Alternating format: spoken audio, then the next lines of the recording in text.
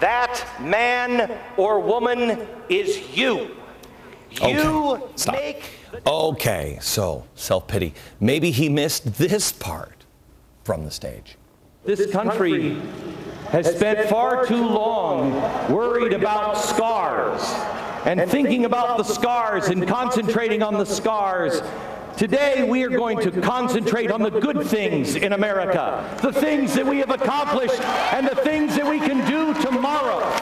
See, there are those on the left that really believe self-pity.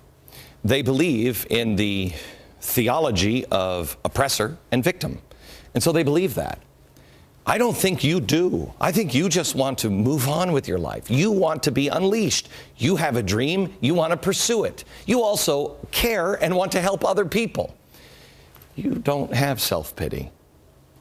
Now, Chris Matthews previewed the rally by predicting Martin Luther King would be disgraced. Here's what he said.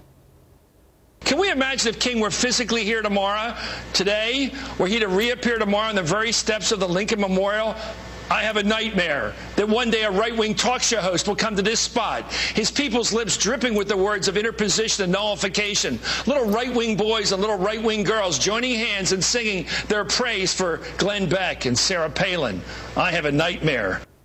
Sounds like a nightmare.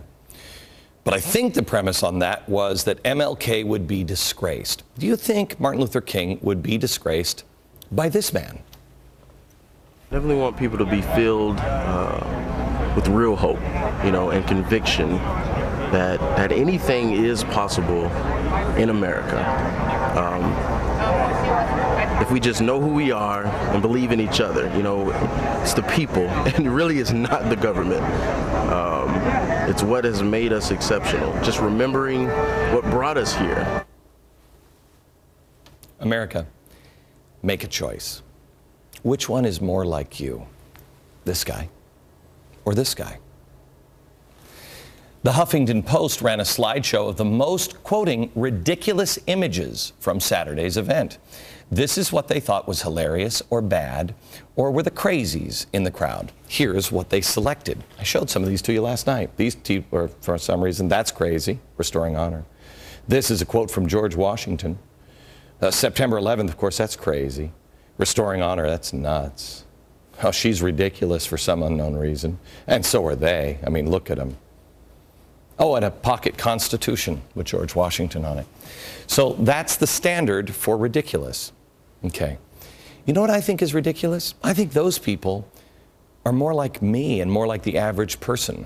Sure, the old lady, maybe she's wearing a red, white, and blue shirt and she doesn't look like she does on TV or on your Park Avenue address, but gosh, I'd take her every day, 24 hours a day, over the leftist rallies.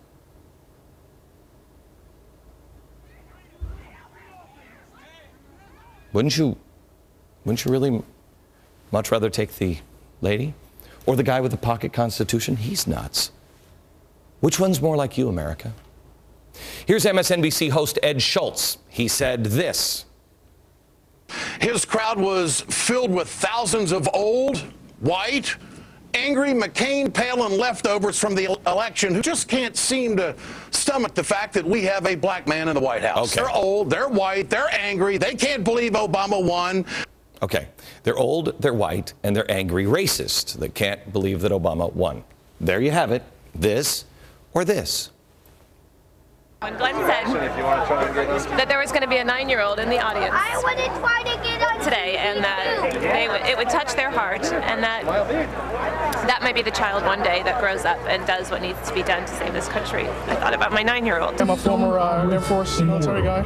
But first and foremost, I believe that our country should be putting God first once more. So hopefully this will be a call to restore the historical values in our nation of hard work, personal responsibility, families taking care of families, churches getting re-engaged.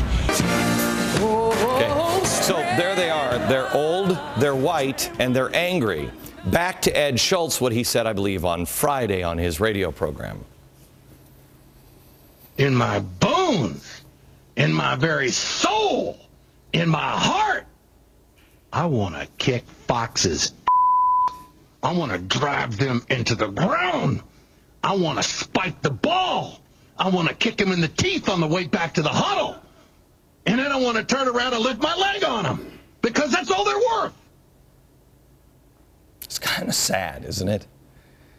You tell me, America, which one's the angry one? Here's another one. You can see you're viewed as a hate monger. You know it's happening because you hate the earth, global warming. You know, you pollute. You'll pollute as much as you want. After 500,000 people left the mall area, here's what it looked like hours after you left. 500,000 people. Look at the green space. Do you see any? I don't see an awful lot of garbage. Now let's compare that with how the crowd looked and what they left after the inauguration last a year and a half ago in D.C. Do you notice any difference? America, which are you? You see, right now the left is scrambling.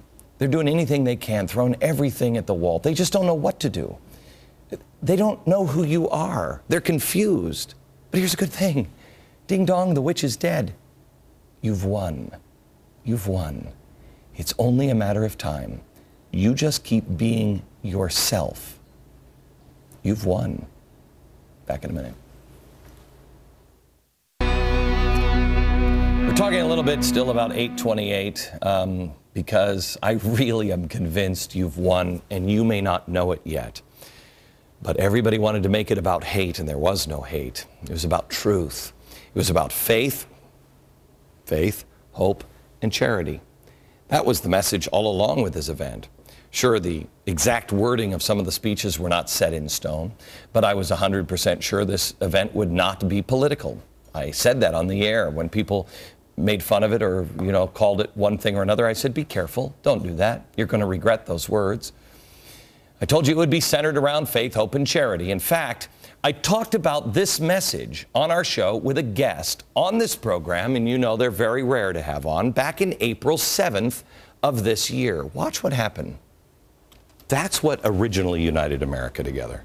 Faith, different faiths, but a belief in God. Hope, the truth. The truth shall set you free. And charity, being good to each other. Would you agree that that approach, not about politics or policies, but principles, faith, hope, and charity, can unite America? Yeah, I agree. I think that it could and should unite America. Well, I thought that was a good piece of advice from Reverend Al Sharpton, who, believe it or not, I really like. I don't agree with him on anything, but I like him. I took his advice. That's why I was asking. I was asking an honest question. Do you really think that could unite? He said yes. He also went a step further. I don't know if it was on or off the air, but he looked at the faith, hope, and charity, and he said he'd like to see more black faces up there. And I said, that's a great idea. That's why we're doing the Black Founding Fathers series. I mean, how much did we all learn that we didn't know about? This was his idea.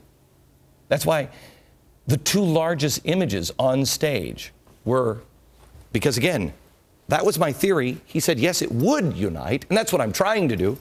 And the first one was a Native American, and then the other one, you have the Native American, that's Frederick Douglass. They were both on stage. They were 20 feet tall. Why? Because I started doing my homework. It was also Al Sharpton who helped formulate many of the themes incorporated in the event Saturday. I mean, this was it. So then I was really shocked and surprised when Al said this last night to Bill O'Reilly. Was there anything wrong with what Beck did? Not what he did. What he said is not what he said he was going to do is not what he did. Oh, no, but what he did, the rally that he did. If he wants to have a rally, first of all, no one questioned him having a rally. We did not challenge his permit. No, but did he do anything wrong on Saturday? I said what he did is not what he said. What he did, no.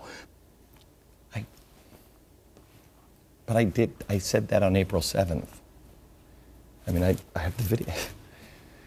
I did say that we were going to reclaim the civil rights. And what I meant by that, Reverend Al, was the people of faith, the good people in America of faith. Because, see, the original awakening That happened with George Whitefield of faith. It led to the Enlightenment, which led to the American Revolution. The slaves were free because of the Second Great Awakening. The people of faith that knew it was wrong got together, left their differences aside. Faith, hope, and charity. We were consistent. I mean, before I came on, I got a call from one of the newspapers, and they said, what exactly does Glenn Beck think he's doing? Is he taking the mantle of a religious leader? No. No. In case, for those people in the press that haven't watched the show, oh, I don't know ever, faith, hope, and charity. We've been doing this since January. I've laid this out almost every night. The Reverend Al, of all people, should know this because we've talked about it together. But somehow he missed it. But it's hard to believe that people who pay attention missed it. Because the people who showed up at the rally, they didn't miss it. This is my future. And I want to show my family, my sons, that America is worth saving. America is honorable. I don't go to political rallies, never have. I do not believe this is a political rally.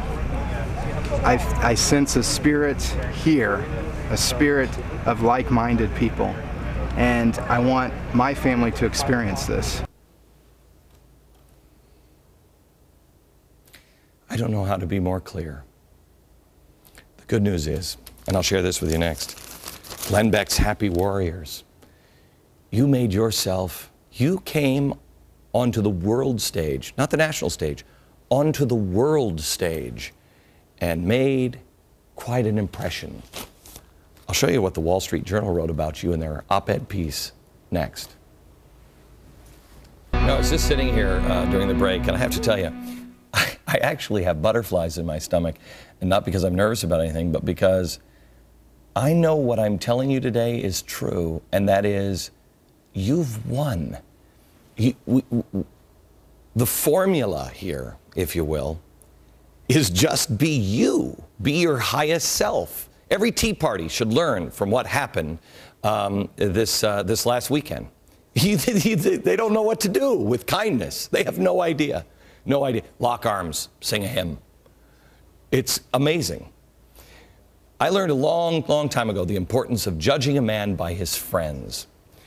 I am so proud of the 500,000 friends that came out on Saturday to restore honor. And the real story that is coming out of this weekend is not me or Sarah Palin or anybody else. And it's not the crowd size, it's the crowd and their behavior. You have raised the bar. I hope I can live up to your standards. I want to share an article. This is the best thing. This is the best. This is from today's Wall Street Journal. Okay? This is the op-ed page. It's a story about Saturday's crowd. It's called Glenn Beck's Happy Warriors, and it's written by James Freeman. And here it is. Pundits will debate the crowd at Glenn Beck's Saturday rally in Washington as the largest in recent political history. But it certainly was among the most impressive. Mr. Beck, a television host and radio broadcaster with a checkered past and have I said something wrong? And a penchant for incendiary remarks. But if he is judged by the quality of people of all colors that he attracted to the Lincoln Memorial, his stock can't help but rise. One would not be able to find a more polite crowd at a political convention. Certainly not a professional sporting event. Probably not even an opera. In fact, judging by the behavior of the attendees following the event, you'd have a tough time finding churches in which people display more patience as others make their way to the exits. This army of well-mannered folks that marched into Washington seemed comprised mainly of people who had once marched in the U.S. Army or other military branches, or at least had a family member who had. Perhaps that's not surprising, given